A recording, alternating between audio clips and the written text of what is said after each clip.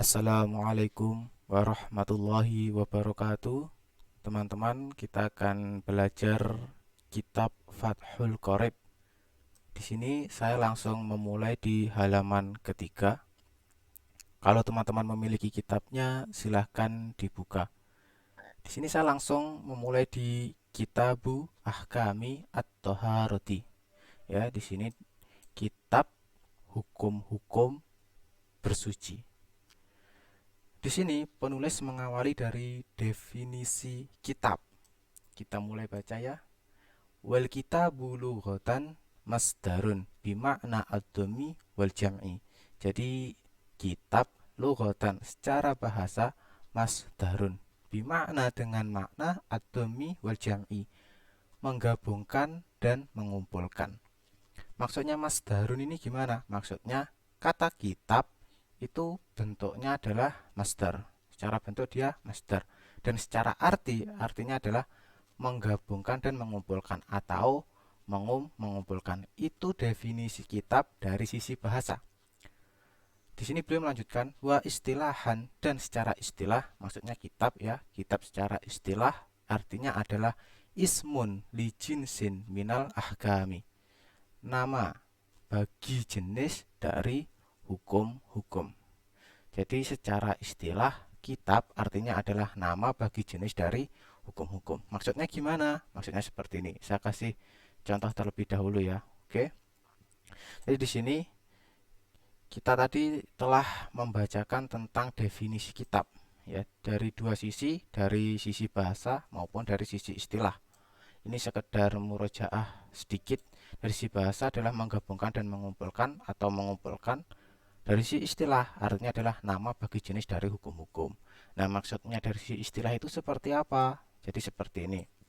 Dalam Islam, hukum-hukum itu kan ada banyak. Kalau terkait tentang bersuci namanya toharoh. Kalau terkait tentang sholat namanya ya sholat. Kalau terkait tentang puasa namanya siam. Kalau terkait tentang nikah namanya adalah nikah. Nah, hukum-hukum dalam Islam itu yang misalnya berkaitan tentang bersuci, lalu dikumpulkan menjadi satu, maka disebut sebagai kitabut toharoh. Namanya adalah kitabut toharoh. Kalau hukum-hukum terkait tentang sholat dikumpulkan menjadi satu, maka namanya adalah kitabus sholah. Kalau hukum-hukum terkait tentang puasa dikumpulkan menjadi satu, maka namanya adalah kitabus siam. Kalau hukum-hukum terkait tentang nikah dikumpulkan menjadi satu, namanya adalah kitabun nikah. Jadi kalau teman-teman ingin belajar hukum yang terkait tentang bersuci, maka silahkan pelajari kitabut taharoh.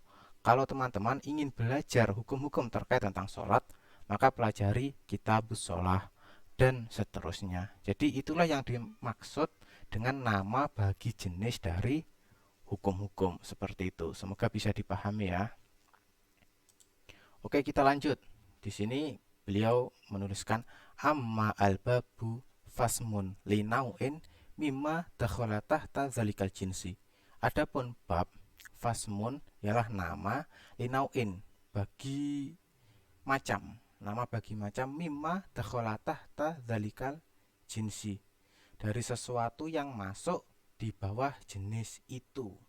Jadi bab itu masuk di bawah jenis itu. Oke, saya kasih gambaran lagi supaya gampang ya. Ya, ini bab ya. Contoh misalnya di kitab Toharoh.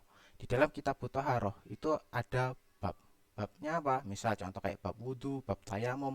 Jadi bab itu masuk di bawah apa? Di bawah jenis. Maksudnya ini jenis hukum ini. Nanti di dalam kitab Sholah juga sama, akan ada bab-bab lagi. Di dalam kitab Siam juga sama, akan ada bab-bab lagi. Di dalam kitab Nikah juga sama, akan ada bab-bab lagi. Tentunya berkaitan tentang jenis hukumnya gitu. Kalau ini kitab Toharoh, ya misalnya babnya ada bab wudhu, nanti ada bab tayamum dan sebagainya. Jadi bab itu lebih sempit daripada kitab. Nah, nanti di dalam bab juga ada lagi, namanya adalah faslun atau pasal. Biasanya faslun itu terkait tentang rukun, terkait tentang syarat, terkait tentang pembatal. Misal di dalam bab wudhu nanti ada pembahasan pasal, misalnya rukunnya wudhu apa saja, syaratnya wudhu apa saja, pembatal wudhu apa saja, sunnahnya wudhu apa saja, seperti itu. Jadi urutannya seperti itu ya. Kitab, di dalam kitab nanti ada bab. Di dalam bab nanti ada faslun, seperti itu. Oke. Nah, ini definisi dari bab saya tuliskan di sini supaya mudah untuk diingat ya. Kita sudah membahas kitab, sudah membahas bab. Oke, berikutnya. Wa taharatu bi fathi ta'i lughatan an-nadzafatu.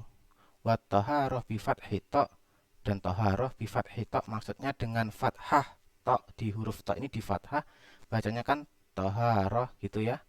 Lughatan secara bahasa artinya adalah an-nadzafatu. An-nadzafah itu artinya bersih. Jadi taharah secara bahasa artinya adalah bersih. Wa amma syar'an, dan adapun syar'an secara syarak, fafiha tafasiru kathiratun, maka di dalamnya penafsiran-penafsiran yang banyak. Maksudnya definisi toharoh dari sisi syarak itu ada banyak gitu, ada banyak penafsiran. Minha qauluhum, diantaranya ungkapan ulama.